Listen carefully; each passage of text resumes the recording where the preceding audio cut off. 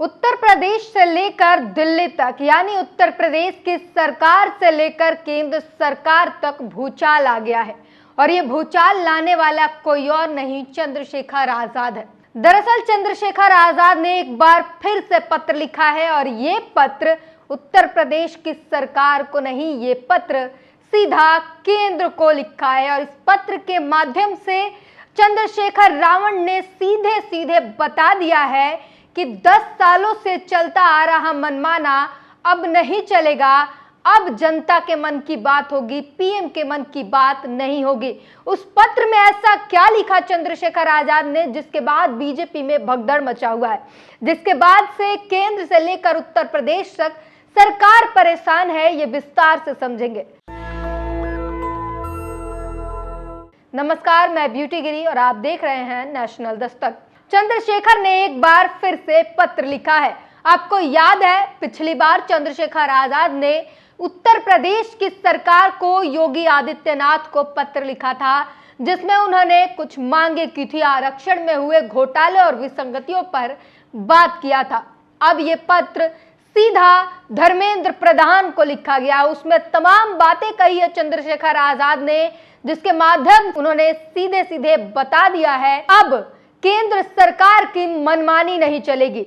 नगीना के सांसद चंद्रशेखर आजाद बहुजन समाज के एक अकेले नेता ने 240 पर भारी पड़ गए हैं और 240 के नाक में दम कर दिया है और ये साफ सीधा इशारा देने लगे हैं कि सरकार अब मनमाना तरीके से नहीं चलेगी। एक सांसद, बहुजन समाज का एक सांसद बताएगा कि कहां पर क्या दिक्कत हो रही है। इतना ही नहीं, चंद्रशेखर आजाद ने अपने बयान में यह भी कह दिया, एक निजी इंटरव्यू में यह भी कह रहे हैं कि अगर भाजपा के विधायकों और सांसदों या मंत्री कार्यकर्ताओं को किसी समस्या से जूझ रहे हैं और अगर उनका काम नहीं हो रहा तो वो हमारे पास आए, हमसे संपर्क करें, हम उनका समाधान कराएंगे।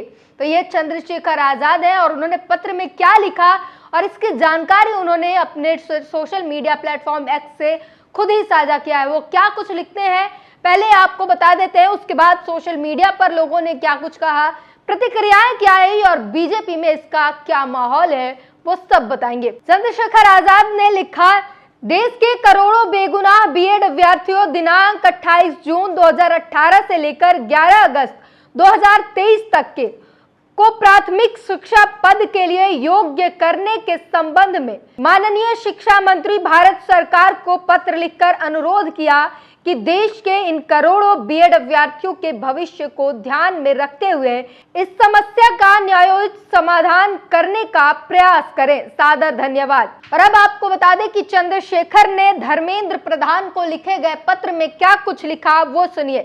सादर विदित हो कि देश के करोड़ों बीएड अभ्यर्थी ने केंद्र सरकार में तत्कालीन मानव संसाधन विकास मंत्री जी के सुझाव पर राष्ट्रीय अध्यापक शिक्षा परिषद एनसीटीई नई दिल्ली द्वारा दिनांक 28 जून 2028 को जारी भारत के राजपत्र पर विश्वास करते हुए अपनी बीएड डिग्री को 2 वर्ष के कीमती समय व लाखों रुपए की फीस देकर हासिल किया है। उक्त राजपत्र में स्पष्ट शब्दों में यह उल्लेखित था कि 2 वर्षीय बीएड डिग्री धारक प्राथमिक शिक्षक पद के लिए योग्य होंगे, बशर्ते कि उन्हें अपनी शिक्षक नियुक्ति के 2 वर्ष के भीतर 6 माह का ब्रिज कोर्स करना होगा। इसी राजपत्र के अनुसार ही अब तक देश भर के करोड़ों की संख्या में अभ्यर्थियों ने बीएड की डिग्री या तो पूर्ण कर लिया है या पिछले सत्र में प्रवेश को लेकर अभी तक पूर्ण कर रहे हैं।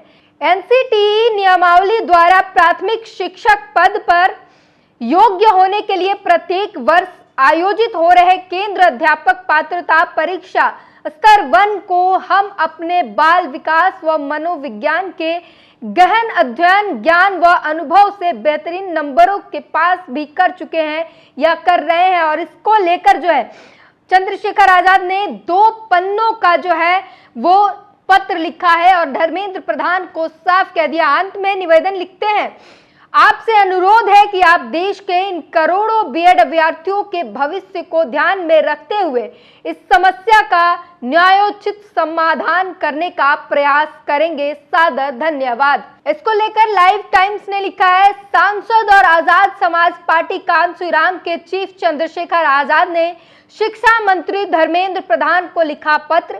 बीएड अभ्यर्थियों को प्राथमिक शिक्षा पद के लिए योग्य करने की मांग। भीमसेना ने लिखा, नगीना सांसद चंद्रशेखर आजाद ने शिक्षा मंत्री धर्मेंद्र प्रधान को लिखा पत्र। 2 वर्षीय बीएड डिग्री धारकों को लेकर पत्र लिखा है। वहीं आर्य न्यूज इंडिया ने लिखा है, सड़क पर नमाज और कावड़ यात्रा को लेकर चंद्रशेखर आजाद और भाजपा विधायक के बीच वार पलटवार। तो इस पर भी आपको जानकारी देंगे, लेकिन सोचिए, चंद्रशेखर आजाद बहुजन समाज का एक नेता जो अपने दम पर संसद पहुंचते हैं और उसके बाद अब 240 सांसदों पर अकेला भारी पड़ रहे हैं और केंद्र से लेकर उत्तर प्रदेश तक की सरकार को ये बता रहे हैं और लगातार समाज के मुद्दों को उठा रहे हैं, ना ही बल्कि समाज का वो सीधा सीधा ये भी कह रहे हैं कि भाजपा के नेताओं, मंत्रियों, कार्यकर्ताओं, विधायकों को अगर किसी भी प्रकार की समस्या है तो वो हमारे पास आए, हम उनके समस्या का समाधान करेंगे। अब बात करते हैं चंद्रशेखर आजाद के बयान के बारे में। एक निजी इंटरव्यू में जो कि उन्होंने नमाज पर जो बयान दिया था कि 20 मिनट की नमाज से समस्या हो जाती है,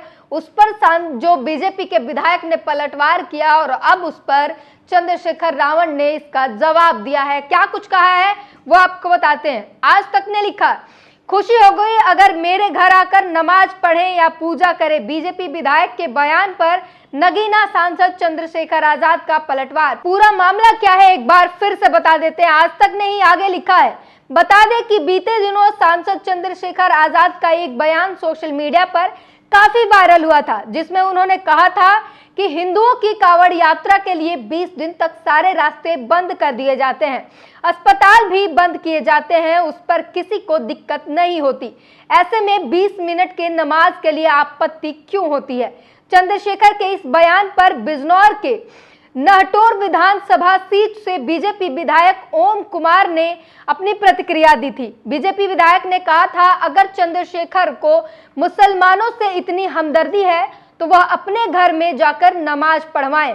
अब विधायक ओम कुमार के बयान का जवाब देते हुए चंद्रशेखर ने कहा है, मुझे खुशी होगी कि अगर कोई मेरे घर आकर नमाज पढ़े या पूजा पाठ करे। तो वो एक निजी इंटरव्यू में जब उनसे ये पूछा गया कि ऐसे कह रहे हैं अगर आपको इतनी हमदर्दी है तो अपने घर बुलाकर नमाज पढ़वाए, तब चंद्रशेखर आजाद ने कहा कि मुझे खुशी होगी अगर आप मेरे घर आकर कोई नमाज पढ़े या पूजा पाठ करे। मेरा दिल उनके जैसा छोटा नहीं है, उनके जैसा संकुचित दिल नहीं रखता मैं। ये पलटवार जो है चंद्रशेखर आजाद ने किया है और इसको लेकर लगातार जो है सोशल मीडिया पर तारीफ हो रही है चंद्रशेखर आजाद की और तमाम बहुजनों का एक उम्मीद चंद्रशेखर आजाद, जिनको उम्मीद थी कि लगातार चंद्रशेखर आजाद जिस तरीके से सड़क पर उतरकर परिवारों से मिलते हैं, पीड़ितों से मिलते हैं, उन्हें न्याय का भरोसा दिलाते हैं और तमाम लोग जब सांसद बन गए चंद्रशेखर आजाद तब ये सवाल कर रहे थे कि क्या फिर से